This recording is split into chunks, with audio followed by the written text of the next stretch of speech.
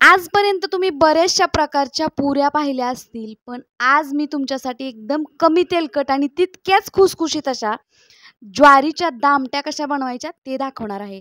त्यासाठी तुम्ही व्हिडिओ जराही स्किप करायचा नाहीये, व्हिडिओ शेवटपर्यंत नक्की बघायचा आहे. नमस्कार मंडळी, सोनालीज किचनमध्ये आपल्या सर्वांचं मनापासून स्वागत करते. तर मी आज आपल्यासाठी मस्त अशी ज्वारीच्या दामट्या कशा बनवायच्या ती रेसिपी घेऊन आलेली आहे. त्यामुळे तुम्ही व्हिडिओ जराही स्किप करू नका, व्हिडिओ शेवटपर्यंत नक्की बघा. तर इथं मी घेतलेली आहे एक मोठी परात. त्यामध्ये घातलं मी 2 वाट्या ज्वारीचं पीठ. तर इथं मी वाटीच्या साहाय्यानं 2 वाट्या ज्वारीचं पीठ घेतलेलं आहे. तर इथं त्यामध्ये 2 वाट्या ज्वारीचं पीठ घातलं. आता यामध्ये घालूया आपण 1 वाटी तांदळाचं पीठ. तर मंडळी एकदम साधी सोपी आणि भन्नाट अशी रेसिपी आहे. त्यामुळे मंडळी कुठेही जायचं नाही. आणि हो, व्हिडिओ जरा जरी आवडला ना तर व्हिडिओला लाईक जरूर करा.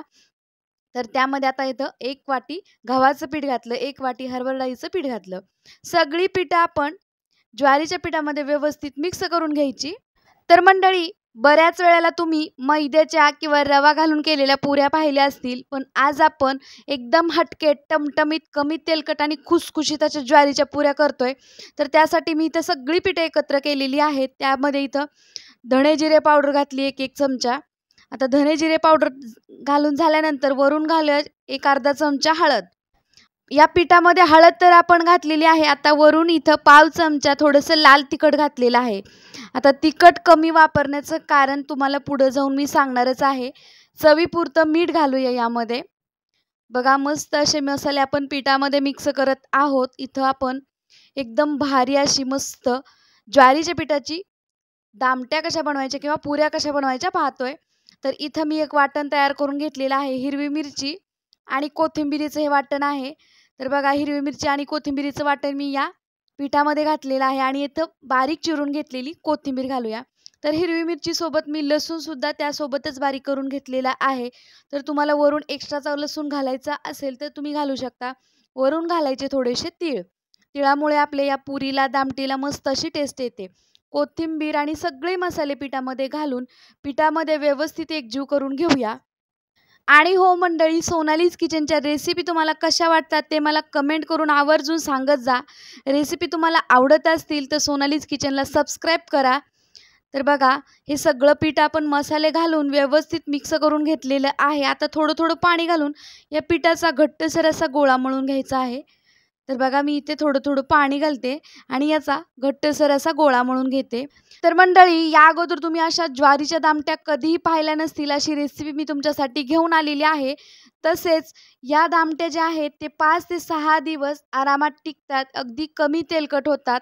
त्यामुळे तुम्ही कधीमधी तोंडाची चव गेली असेल किंवा प्रवासाला सुद्धा तुम्ही आवर्जून अशा दामट्या करून घेऊन जाऊ शकता. तर बघा इथं आपला थोडं थोडं पाणी घालून मी मस्त असा पिठाचा गोळा मळून घेतलेला आहे. घट्टसर असा इथं पिठाचा गोळा मळून झालेला आहे. याला 5 ते 10 मिनटं भिजत ठेवायचं आहे. त्या अगोदर थोडंसं तेल लावून याला व्यवस्थित मऊ करून घेऊया. आता हा कणकेचा गोळा मळून तयार होतोय तोपर्यंत एक छोटीशी टिप तुमच्यासोबत शेअर करते. तर मंडळी बऱ्याच वेळेला काय होतं, आपल्याकडे चिरमुरे आपण बाहेरून घेऊन येतो चिवडा करण्यासाठी. आणि तो मुरमुरे जे आहे ना, तर मुरमुरे थोडेसे नरम झालेले असतात. तर ते कडक होण्यासाठी किंवा चिवडा कडक होण्यासाठी काय करायचं, तर ते आपले चिवडा करण्याअगोदर आपले मुरमुरे जे आहेत ते स्वच्छ निवडून घ्यायचे आणि ते मुरमुरे थोडेसे हलकेसे गरम करून घ्यायचे. मग बघा आपला चिवडा किती कुरकुरीत होतो. तर मंडळी तुम्हाला ही नक्कीच टिप आवडेल. तर बघा इथे आपली दामट्याची कणिक जी आहे ती मळून तयार झालेली आहे. आणि आता एक 5 ते 10 मिनटं हिला भिजवून घेतलेली आहे. तर मंडळी हाताला थोडंसं तेल लावून घ्यायचं आणि व्यवस्थित असा छोटासा गोळा यातला काढून घ्यायचा. आता इथे एक ट्विस्ट आहे. ट्विस्ट म्हणजे काय, आपण याला न लाटता आपण मस्त अशा खुसखुशीत दामट्या किंवा ज्वारीच्या पुऱ्या बनवतोय. याला काहीही नाव देऊ शकता. आमच्याकडे याला दामट्या म्हणतात किंवा ज्वारीच्या पुऱ्या म्हटलं तरी काहीच हरकत नाही. तर तुमच्याकडे याला काय म्हणतात ते सुद्धा मला कमेंट करून नक्की सांगा. तर या दामट्या ज्या आहेत त्या हातावरती थापून घ्यायच्या आहेत. दोन्ही तळ हाताच्या भागाला थोडंसं थोडंसं तेल लावून घ्यायचं आणि व्यवस्थित अशा थापून घ्यायच्या. आता इथे एक दामटी मी थापून घेतलेली आहे. आणि बघा तेलसुद्धा गरम झालेलं आहे. तेल गरम करण्यासाठी ठेवलेलं होतं. तेल व्यवस्थित गरम झालेलं आहे. दामटीसुद्धा बघा मस्त अशी फुलू लागलेली आहे. तर दामटी फुलण्यासाठी काय करायचं, थोडंसं वरून तेल सोडायचं आपल्या एका दुसऱ्या चमच्यानी. बघा हळूहळू आपली दामटी जी आहे ती मस्त अशी फुलली जाते. अगदी जशी आपण लाटून पुरी करतो ना तशा पद्धतीची दामटी आपली तयार झालेली आहे. बघा किती मस्त अशी टमटमीत फुललेली आहे. आणि हो, दामट्या करत असताना एक गोष्ट लक्षात ठेवायची, की जितक्या तुम्ही पातळ दामट्या थापून घेचाल तितक्याच तुमच्या दामट्या खुसखुशीत आणि टम्म फुगतील. तर बघा, मस्त अशा फटाफट आणि कुरकुरीत ज्वारीच्या दामट्या किंवा ज्वारीच्या पुऱ्या तयार झालेल्या आहेत. कमी तेलकट होतात, बरेच दिवस टिकतात आणि खायला सुद्धा खूप खमंग लागतात. तर मंडळी, वेगळी अशी भन्नाट रेसिपी मी तुमच्यासाठी घेऊन आलेली आहे. नक्की अशा पद्धतीनं ज्वारीच्या पुऱ्या करून बघा आणि माझी रेसिपी तुम्हाला कशी वाटली कमेंट करून नक्की सांगा. तर आता इथं आपण ज्वारीच्या सगळ्या दामट्या करून घेणार आहोत बघा. आता दुसरी सुद्धा दामटी मी तेलामध्ये सोडलेली आहे. आता ती सुद्धा दामटी तुम्हाला दाखवते बघा, मस्त अशी फुलते. वरून थोडंसं तेल सोडलं ना मस्त अशा पुऱ्या असू दे किंवा दामट्या असू दे, हे फुलून घेते आणि या सगळ्या दामट्या मी हातावरती थापून बनवणार आहे. तर बघा, सगळ्या दामट्या मी इथं बनवून घेतलेल्या आहेत. अगदी बराच वेळ तशाच कुरकुरीत राहतात.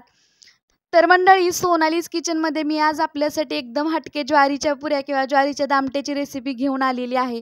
माझी ही रेसिपी तुम्हाला नक्कीच आवडली असेल. रेसिपी आवडली असेल तर चॅनेलला सबस्क्राईब करा आणि शेजारील बेल आयकॉन बटन नक्की दाबा.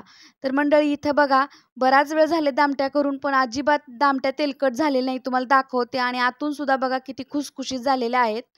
बघा, प्रवासाला सुद्धा तुम्ही आरामात घेऊन जाऊ शकता. अशा मस्त अशा ज्वारीच्या पुऱ्या, ज्वारीच्या दामट्या तयार झालेल्या आहेत. मंडळी, या अगोदर आपण खुसखुशीत अशा पुऱ्या कशा बनवायच्या, तिखटा मिठाच्या पुऱ्या किंवा पालक पुरी, बरेचसे पुरीचे प्रकार मी तुमच्यासोबत शेअर केलेले आहेत. त्या सगळ्या लिंक तुम्हाला खाली सोनालीज किचनच्या डिस्क्रिप्शन बॉक्समध्ये मिळतील. तिथे जाऊन नक्की चेक करा. आणि हो, जाताय कुठं? जाता जाता एवढंच सांगते, सोनालीज किचनच्या फेसबुक पेजला आणि इंस्टाग्राम पेजला सुद्धा नक्की फॉलो करा. तिथं सुद्धा तुम्हाला नवनवीन रेसिपी पाहायला मिळतील. तर मंडळी, अशा पद्धतीने दामट्याची रेसिपी तुम्ही नक्की ट्राय करा आणि चला पुन्हा भेटूया अशाच एका छानशा आणि हटके रेसिपीसोबत. तोपर्यंत मस्त खावा आणि मजेत राहावा. आणि हो, व्हिडिओ पाहिल्याबद्दल धन्यवाद.